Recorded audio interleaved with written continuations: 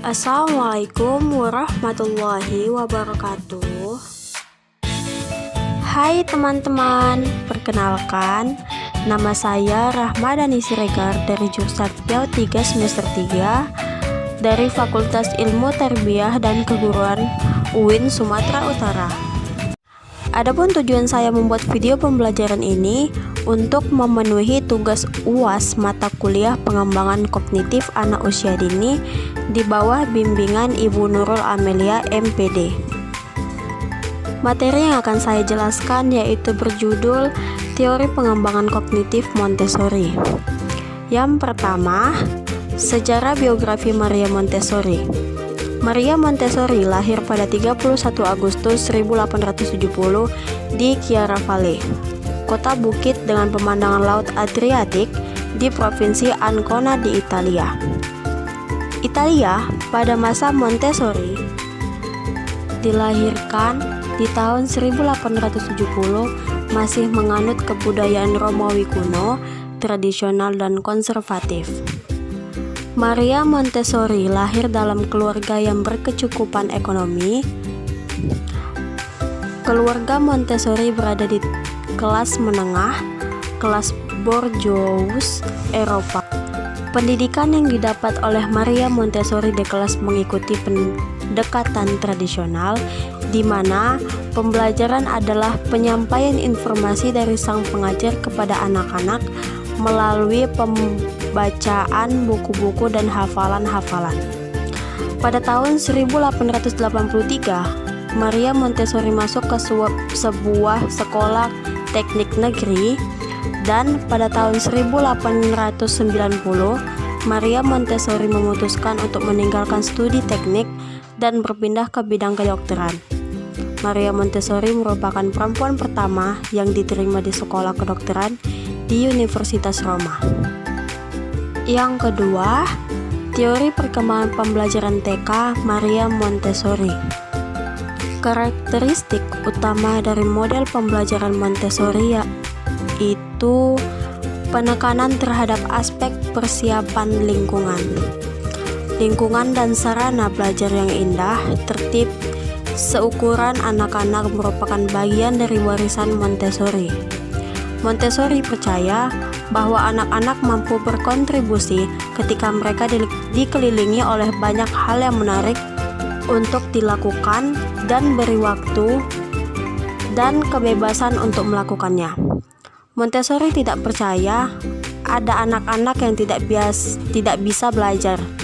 Dia yakin bahwa jika anak-anak tidak belajar, orang dewasa tidak cukup hati-hati mendengarkan atau tidak cukup dekat memperhatikan. Yang ketiga, teori dasar perkembangan kognitif Montessori. Pada rentan usia 3-4 tahun dan 5-6 tahun, anak mulai memasuki masa prasekolah yang merupakan masa kesiapan untuk memasuki pendidikan formal yang sebenarnya di sekolah dasar. Menurut Montessori, masa ini ditandai dengan masa peka terhadap segala stimulasi yang diterimanya melalui panca indera.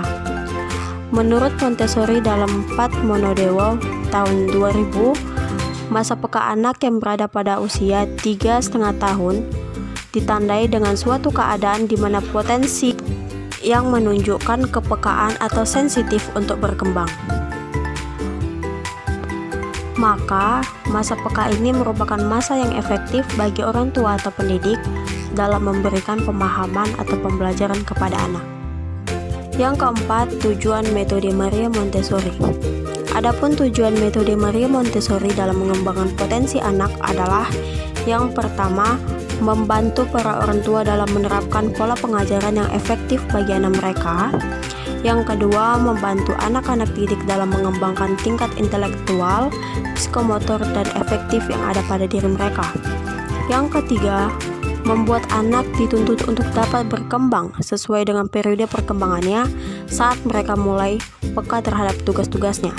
Yang keempat, mengajarkan pada anak cara belajar yang efektif dan optimal melalui permainan. Yang kelima, mengembangkan keterampilan yang menekankan pada pentingnya anak bekerja bebas dan dalam pengawasan terbatas.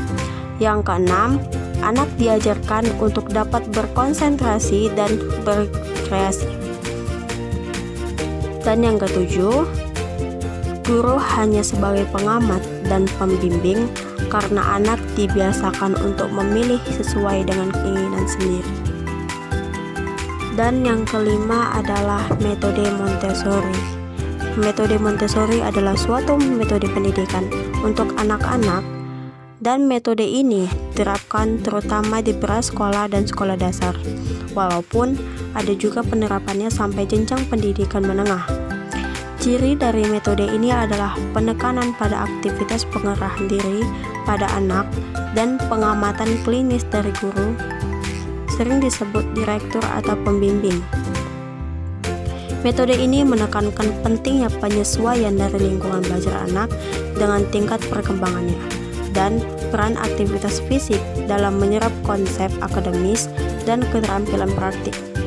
Ciri lainnya adalah adanya penggunaan peralatan otodidak atau koreksi diri untuk memperkenalkan berbagai konsep. Baik, itulah penjelasan dari materi yang saya bawakan tentang teori perkembangan kognitif Montessori. Saya ucapkan terima kasih untuk teman-teman yang telah menonton ataupun nge-like video pembelajaran saya ini. Semoga bermanfaat bagi kita semua. Lebih dan kurang saya mohon maaf. Wassalamualaikum warahmatullahi wabarakatuh.